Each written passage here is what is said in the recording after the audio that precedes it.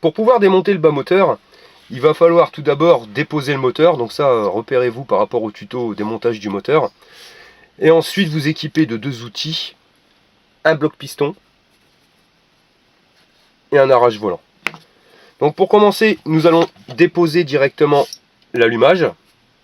Pour déposer l'allumage, vous allez dévisser la bougie complètement et vous la mettez de côté. Vous serrez le bloc piston. Donc le bloc piston, serrez-le bien à l'intérieur, c'est-à-dire qu'il ne faut pas le prendre sur 2-3 filets. Vous jouez avec le piston pour vraiment l'enfoncer à fond, de telle manière à ce qu'il n'arrache pas la culasse. Si vous êtes vraiment léger sur le filetage, vous risquez d'endommager la culasse. Surtout qu'au niveau de l'allumage, il faut desserrer vraiment fort le boulon. En général, il est grippé. Donc, vous dévissez le boulon avec une clé de 16. Enfin, le boulon, l'écrou. Ouais, exact. Donc, vous allez voir, il y a une forme. La forme arrondie, c'est la forme du dessus. Et il y a une forme plate, c'est qui vient vers vous. Donc, quand vous remettez le boulon, l'arrondi bien vers le volant moteur. Vous allez venir y mettre votre arrache volant. Mettez quelques gouttes d'huile sur l'arrache volant, ça permet à ce qu'il rentre mieux à l'intérieur. Vous le serrez directement à la clé. Celui-ci, ça sera de mémoire du 19 ou du 21. Voilà. Vous le serrez bien. Et ensuite, vous venez serrer la contre-vis tout simplement. Et en serrant cette vis, vous allez venir retirer, faire sortir le volant moteur. Donc le plus dur c'est au début, parce qu'en général il est bien collé, mais après ça va tout seul. Vous voyez. Bon, je vais pas vous mentir, je l'avais déjà décollé avant. En vrai c'est un petit peu plus dur. Un peu de la triche, mais bon. Voilà. Vous tirez et vous retirez votre volant moteur. Vous pouvez le mettre sur le côté. Il va falloir retirer les bobines d'allumage. Donc on va retirer les deux vis qui sont ici. Ce sera du 8.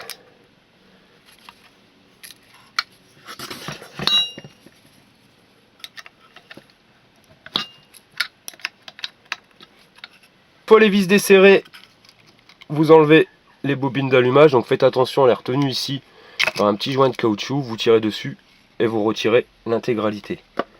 Vous accédez donc aux deux vis de la flasque qui sont fixées directement sur le bas moteur. Si je le mets à l'envers, ça va pas bien. Donc ça c'est pareil, vous les dévissez.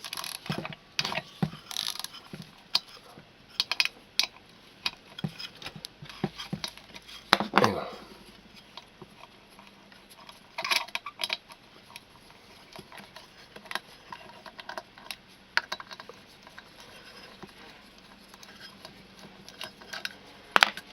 Et vous tirez dessus pour l'enlever. Vous pouvez fixer directement votre allumage dessus. Ça vous évitera de perdre une vis. C'est plus simple. Voilà. Une fois l'allumage démonté, vous allez passer directement à la partie embrayage. Donc c'est pareil, vous vous servez du bloc piston. Et avec une clé de 17, vous allez venir desserrer directement votre cloche d'embrayage. Et vous la retirez complètement. Donc quand vous la retirez, je le rappelle, ne tirez pas sur la partie avant, mais prenez bien la partie arrière. Ça permettra d'éviter de perdre des billes.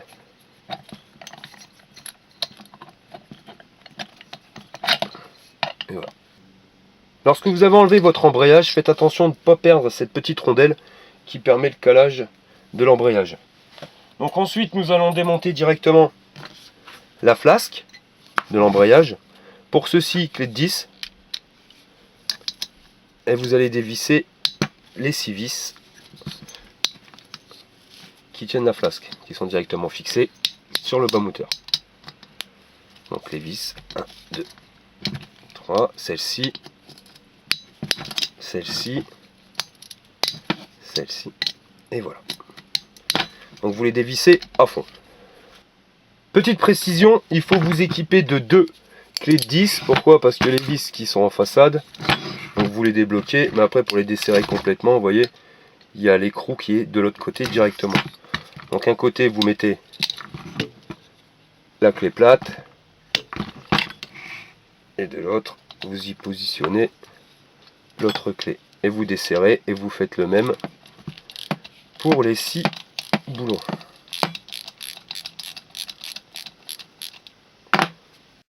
Les 6 écrous ont été dévissés. Vous pouvez vous apercevoir en les dévissant que vous allez trouver donc une rondelle en laiton ici, et donc il y en a 3. Ils vont se situer directement sur l'emplacement du bras moteur, de la patte du support du bras moteur. Là où vous avez le bas moteur, il n'y aura pas de rondelle en laiton. Donc vous pouvez retirer les 6 vis.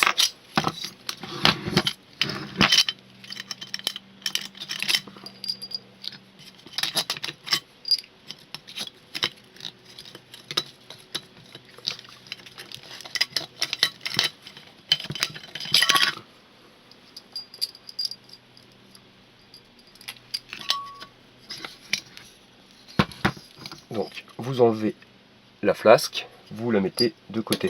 Les vis, gardez-les dans une coupelle en métal. On en manque une, elle est là. Donc pour bien de repérer les vis, elles ont la même taille. Hormis une, c'est celle du bas. Enfin on reviendra dessus tout à l'heure. Vous pouvez retirer donc le support moteur.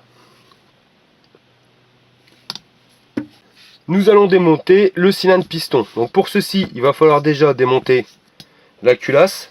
Donc vous prenez une clé de 11 et vous allez venir desserrer directement les 4 écrous.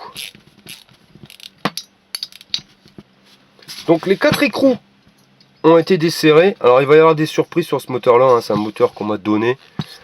Déjà on voit les joints directement, c'est des joints en carton. Donc on va être surpris à mon avis quand on va ouvrir. Et les écrous, rien à voir. Et il manque en plus les rondelles étoilées. Donc ça, il faudra rajouter des rondelles étoilées lors de la repose. Donc on enlève la culasse. Voilà, le super joint. Ok, bon, après on va parler de prise d'air. Donc vous voyez, joint en carton, c'est vraiment pas la meilleure des solutions. Ça colle, ça crame, ça fait tout, sauf joint. Donc, on va essayer de retirer ça comme on peut. Donc pour enlever la culasse, très simple, il y a une petite astuce. Vous allez positionner vos pouces à l'intérieur pour bloquer le piston, vraiment pousser le piston. Et avec vos doigts qui sont ici, vous allez tirer le cylindre. Et dans la logique, ça se décolle. C'est pas forcément bien évident. Et après vous pouvez vous aider des vis ici et vous tirez. N'essayez pas de tirer trop fort, allez-y progressivement, ça évite d'abîmer le cylindre ou de mettre un mauvais coup.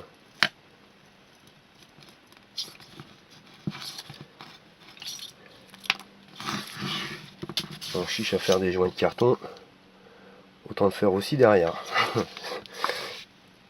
Voilà, donc vous retirez le cylindre en tirant dessus directement. Donc le cylindre a été retiré, avec les super joints de carton.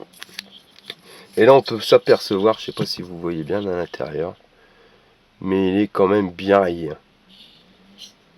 Il est bien rayé. Pourquoi? Parce que là, c'est du costaud. Vous pouvez voir le piston. Déjà le piston sur la partie haute ici est carrément avec des impacts. Mais alors là, pour être foutu, il est foutu de chez foutu le piston.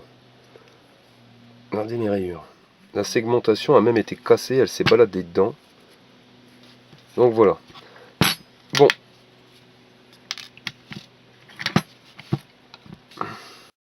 Pour démonter le piston, il va falloir retirer le petit circlip qui est ici. Donc pour l'axe du piston. Pour ceci, équipez-vous d'une petite pince à circlip. C'est plus pratique que de le faire avec un tournevis.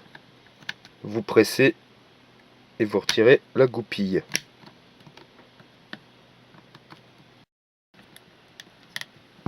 Voilà, le clip est retiré. Vous mettez de côté. Vous me remettez des neufs, hein, c'est plus simple. Et vous faites le même de l'autre côté. Maintenant, nous allons prendre, alors moi une petite astuce. Je me sers d'une douille de 7 et je viens bloquer, donc pour retirer la barre de l'axe piston, et je viens bloquer le piston, vous voyez, avec mes doigts.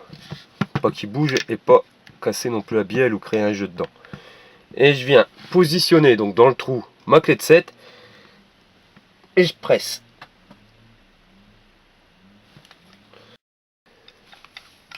L'axe de piston est sorti, vous pouvez enlever le piston. Ici, la cage à aiguille. Donc, comme vous pouvez le voir, le piston est vraiment mort. Nous allons maintenant démonter la pipe. Donc avec une clé de 8, vous allez venir dévisser les 4 vis de la pipe.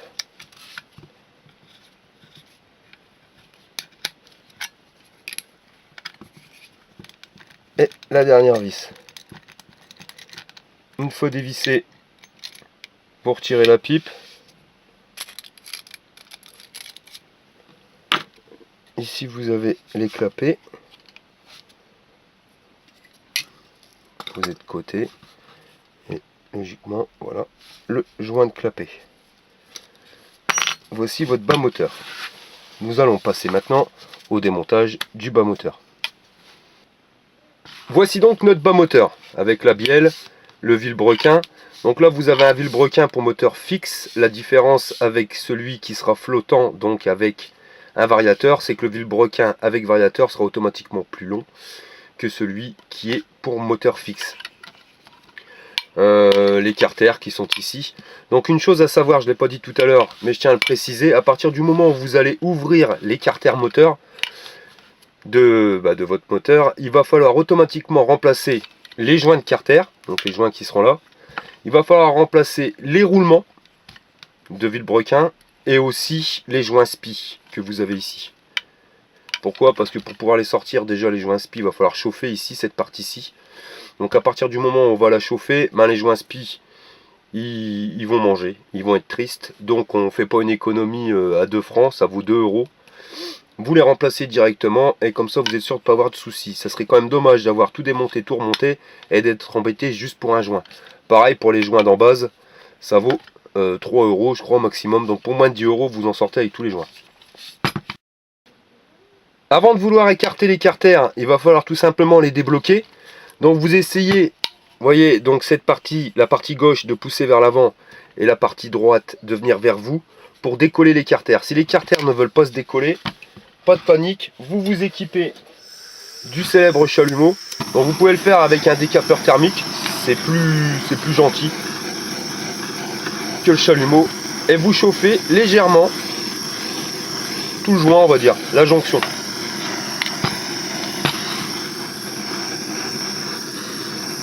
Donc n'insistez pas non plus, on n'y reste pas 15 jours, ils prennent juste un peu de chaleur. Voilà, vous éteignez. Et logiquement, avec la chaleur, la dilatation, ça devrait se décoller. Voilà. Donc là, on a réussi à le décoller. On va pouvoir l'ouvrir directement. Pourquoi le décoller avant? Parce que si vous ne le décollez pas, c'est déjà assez dur de décoincer les roulements. Si en plus il faut décoincer les roulements et décoller le moteur, ça fait beaucoup d'efforts à la fois. Donc autant décoller tout de suite et après enlever les roulements. Donc pour ouvrir les deux carters, il y aura plusieurs possibilités. Vous avez la première, celle du bourrin, c'est-à-dire on va taper au marteau ou à la masse. Ça je déconseille vivement. Pourquoi? Parce que vous avez une chance sur 2 de fusiller votre vilebrequin. On va utiliser donc une méthode plus douce. Vous prenez un chalumeau, et c'est d'ailleurs pour ça qu'il va falloir changer les joints spi. Donc vous pouvez le faire aussi avec un décapeur thermique. Et avec le chalumeau, vous allez chauffer, en évitant de chauffer le vilebrequin, vous allez chauffer cette partie-ci. Vous voyez? Le tour, là où est logé le roulement. Alors ce que vous pouvez faire, vous pouvez soulever le moteur. Parce que la chaleur en fin de compte va faire que votre carter va se dilater. et va être plus gros que la normale, donc il va se décoller très facilement du roulement. Rien qu'en utilisant le poids de l'autre carter, ça peut permettre de le décoller.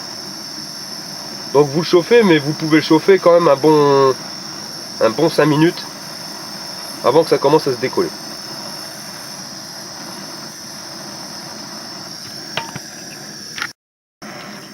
Donc voilà, c'est bien chaud. On peut aisément tourner. Et juste en tournant et en faisant une pression, on arrive légèrement à le décoller. Si vous n'y arrivez pas, pas de panique. Aidez-vous d'un bout de bois, d'un maillet en bois c'est mieux, mais j'en ai pas. Et venez taper légèrement. C'est bon. Vous avez décollé votre carter. Vous faites la même chose pour l'autre côté. Donc pour l'autre côté, méthode identique, toujours avec le chalumeau ou le décapeur thermique. Donc le carter est bien chauffé. On va pouvoir taper avec notre cale en bois. Vous voyez, il ne faut pas 15 jours pour le faire tomber. Hop, et voici le carter. Ne les posez pas sur une surface inflammable, sinon ça va faire un trou. On va profiter que les carters sont encore chauds pour retirer les joints spi. Donc les joints spi, c'est ce que vous voyez, hein, les parties en caoutchouc à l'intérieur. Donc vous prenez une douille légèrement plus petite que le trou du carter et vous appuyez. Donc pour profiter que ça soit chaud, c'est toujours plus simple quand c'est chaud. Donc ce que je vous disais tout à l'heure sur les joints spi, à partir du moment où on les chauffe, vous voyez l'extrémité, on voit qu'elle a fondu. C'est pour ceci, faites pas de fausses économies en remettant les mêmes, ceux-là ils sont foutus. À savoir aussi qu'il y a un sens, vous voyez, il y a un côté, on va dire plat, plein, et un côté creux. Donc le côté, oh, ça chauffe, le côté plein sera toujours côté extérieur. Vous voyez, pareil de l'autre côté, côté plein, de ce sens-là. Au niveau des joints, pourquoi changer les joints de carter? Bah regardez, juste à l'enlever, il est craquelé. Et même s'il n'était pas craquelé, changez-les, ça serait vraiment dommage de faire un défaut d'étanchéité. Sur le vilebrequin, vous pouvez apercevoir qu'il y a un roulement qui sera plus grand que l'autre. Donc le plus grand, c'est côté embrayage, et le plus petit, côté allumage.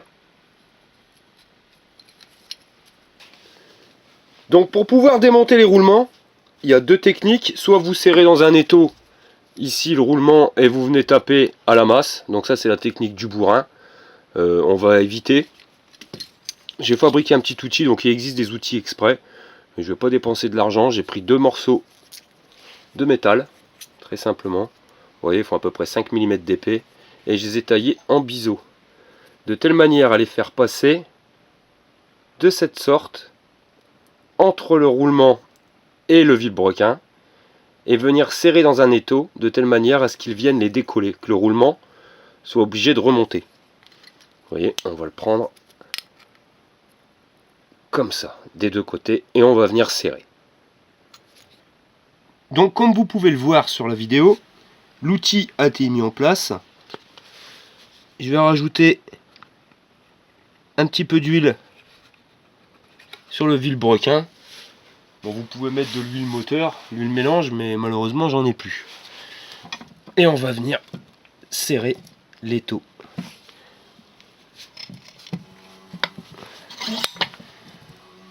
Voilà, on sent que ça devient plus facile. Au début c'est assez dur pour pouvoir le décoller. Donc là malheureusement le métal n'était pas assez épais, ce que j'ai récupéré. Donc dans la logique il ne devrait pas décoller en une seule fois le roulement. Faites attention de ne pas trop serrer non plus pour pas venir mordiller le vilebrequin. Voilà, on a assez. Voilà. Une fois qu'il est rentré comme ceci, on va venir à nouveau resserrer l'étau. Donc voilà, donc j'ai repositionné l'outil sur le côté, donc là où l'épaisseur était la plus épaisse, et je vais refaire la même manipulation, c'est-à-dire serrer l'étau pour permettre à la pièce de se glisser entre le roulement et le vilebrequin et décoller ainsi le roulement. Voilà. Bon là il reste plus grand chose, donc quand vous en êtes là, vous resserrez l'étau.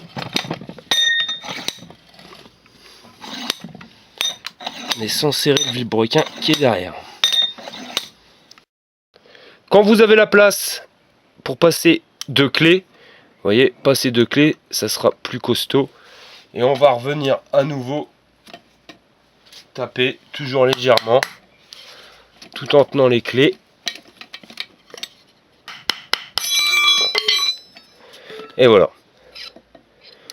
Votre roulement est enlevé. On va faire la même chose de l'autre côté. La petite astuce, quand vous avez retiré le roulement, donc là c'est le roulement côté allumage, quand vous le posez, posez le boulon qui lui correspond, c'est-à-dire le boulon de l'allumage. Comme ça, lorsque vous allez devoir le remplacer, ça sera plus simple et vous serez sûr de ne pas vous tromper. Parce qu'à partir du moment où vous allez mettre les roulements, si vous vous trompez de sens, vous êtes obligé de les démonter. Et si vous les démontez, je vous le rappelle, vous êtes obligé de les changer. Donc surtout, ne vous trompez pas de sens. Donc petite aide mémotechnique. Donc comme je vous le disais, il existe des outils spécifiques qui iront nettement mieux. L'avantage de cet outil là, c'est que je ne l'ai pas payé. J'ai passé 5 minutes, l'outil je l'ai fait avec une meuleuse. Voilà, pour s'en servir 2 coups dans l'année, ça fonctionnera très très bien.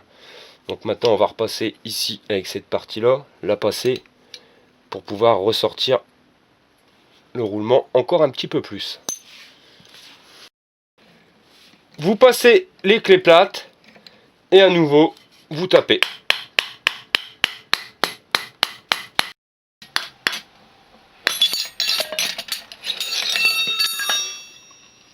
Et voilà, le roulement est maintenant retiré. Nous allons passer à la partie remontage des roulements sur le vilebrequin. Donc pour ceci, j'ai été mettre le vilebrequin directement dans un frigidaire, enfin dans un congélateur, pour faire descendre en température afin de pouvoir rétracter le métal le plus possible.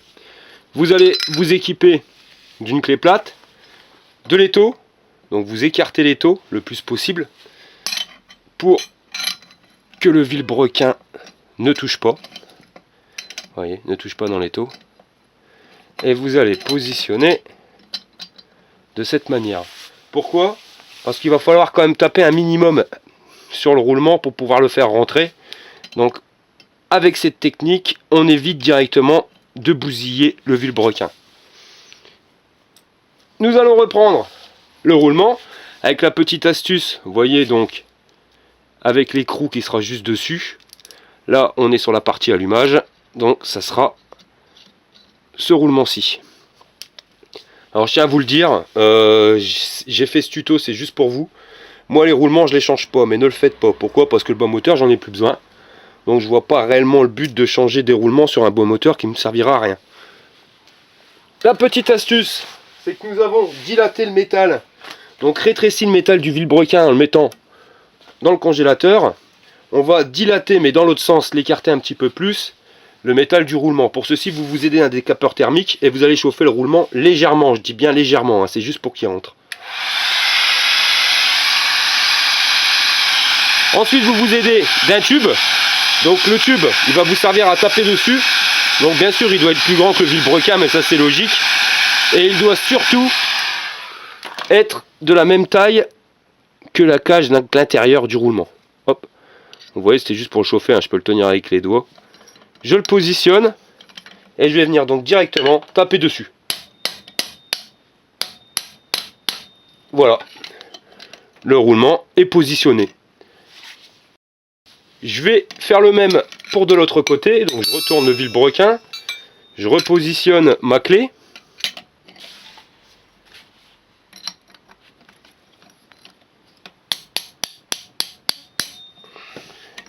Taper. Le vilebrequin est maintenant mis en place avec les roulements.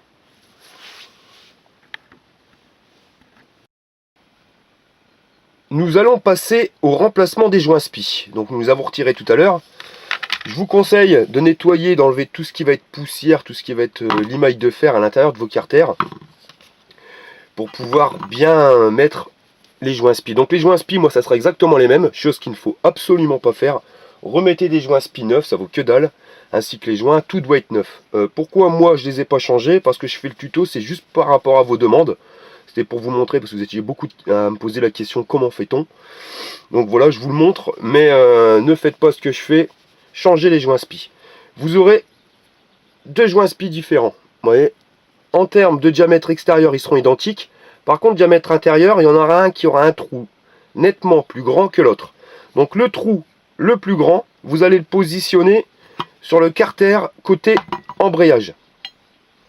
Le trou le plus petit, côté allumage. Vous vous équipez d'une douille. Alors le top, c'est une douille, vous voyez, qui va bien rentrer dedans, sans écraser le joint spi, pile poil au milieu. Et comme vous avez pu le voir, il y a un sens. Il y a un côté qui sera à peu près plat, et il y a un côté qui sera creux. Le côté creux, vous le mettez vers vous. C'est-à-dire que quand vous posez le joint spi, le côté plat doit être à l'extérieur. C'est ce que vous devez voir quand votre moteur est remonté. Pour le remonter, pas très compliqué, vous prenez de l'huile, un petit peu. Le top, ça reste quand même l'huile moteur, l'huile de mélange, mais j'en ai plus.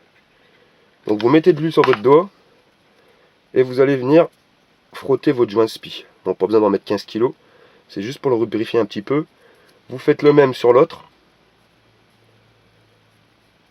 Vous pouvez en profiter pour chauffer un tout petit peu le carter. Je dis bien un tout petit peu, il n'y a pas besoin de le chauffer à rouge. Voilà. Donc on vérifie bien le sens. Côté creux vers moi, on le positionne le plus droit possible. Vous mettez une douille, et logiquement en appuyant dessus, il se met parfaitement. Voilà. Premier nid. Nous allons faire le même de l'autre côté. Assurez-vous bien qu'il n'y a vraiment pas de l'émail de fer ou quoi que ce soit à l'intérieur. Et voilà, celui-ci est fait aussi. Vous venez de remettre en place les joints spi. Vous vous assurez que les joints spi sont parfaitement à leur place en regardant s'ils sont bien plaqués tout le long. Voilà, les joints spi sont parfaitement placés. Pour remettre le vilebrequin, il va falloir à nouveau lubrifier les joints spi. Donc vous allez passer de l'huile directement sur l'intérieur du joint spi. La tranche intérieure, d'un côté comme de l'autre. Pour pouvoir réinstaller le vilebrequin, il va falloir positionner votre carter directement sur un étau. Donc le positionner dessus, moi j'aime bien mettre un petit chiffon histoire de dire qu'il ne va pas s'abîmer. Voilà, je vais venir le positionner sur cette partie-ci. Voilà.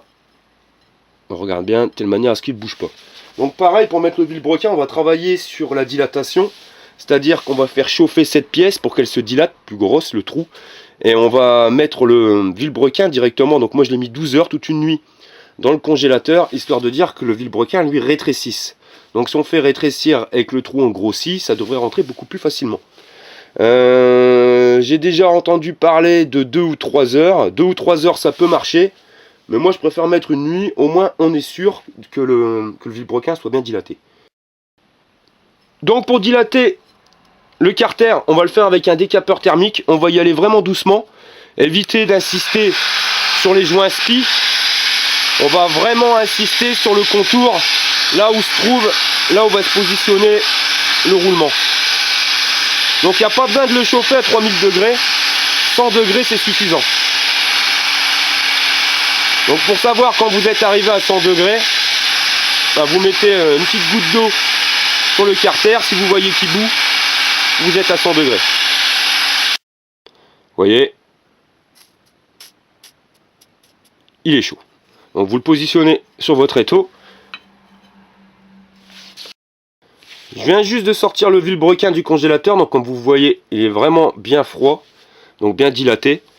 Et je vais venir donc positionner ce vilebrequin dans le carter moteur. Pour ceci, vérifiez bien à 2 fois, être sûr du sens. Parce qu'une fois que vous l'avez monté, si vous l'avez monté à l'envers, ben c'est fatal. Vous allez prendre votre vilebrequin. Donc là, on est côté embrayage, sur le carter côté embrayage. Et vous allez le faire rentrer. Voilà. En le faisant tomber. C'est parfaitement rentré. Nous allons faire le même de l'autre côté. On va faire le même avec donc le carter côté allumage. Vous le positionnez. Positionnez-le bien droit. Et voilà. Vous voyez, il est rentré tout seul.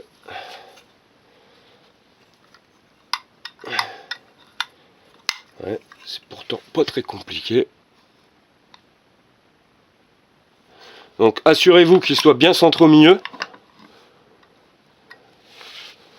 Ici à l'intérieur, il est bien centré, c'est nickel. Nous allons pouvoir refermer notre bas moteur.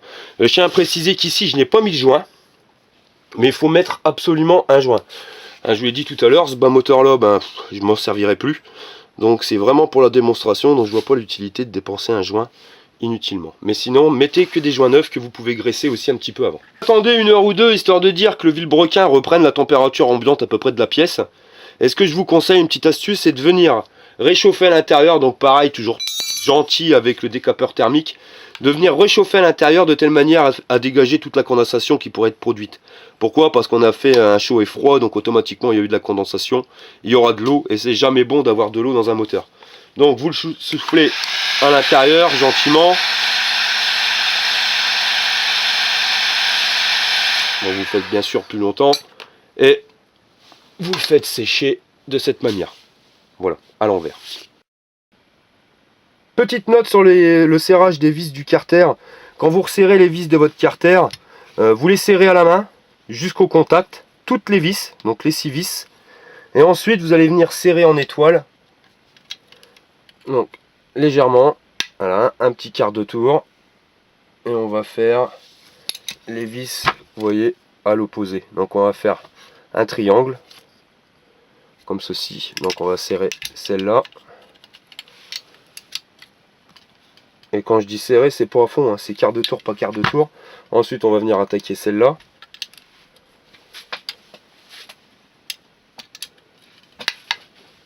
Voilà, on sent qu'il serre un peu. Et ensuite les 3 autres, donc celle-ci, celle-ci et celle-ci, celle-ci et celle-ci. On va faire là, on va faire en face.